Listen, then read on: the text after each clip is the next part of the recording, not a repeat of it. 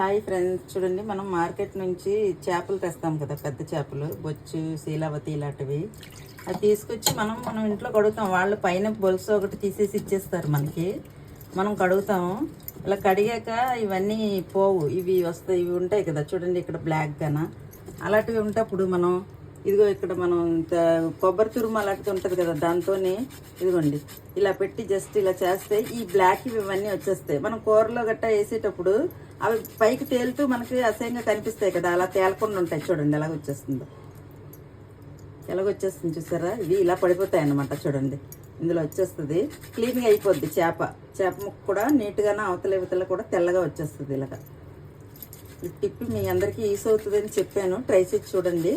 ఇదిగోండి ఇలా చేసి మనం నీట్గా కడుక్కొని కూరలో వేసుకుంటే ఇవన్నీ అసహ్యంగా తేలుతున్నట్టుగా ఉంటుంది కదా, అలా ఉండకుండానే మనకి నీట్గా ఉంటుంది చేప ముక్క. ఇదిగోండి చూసారా?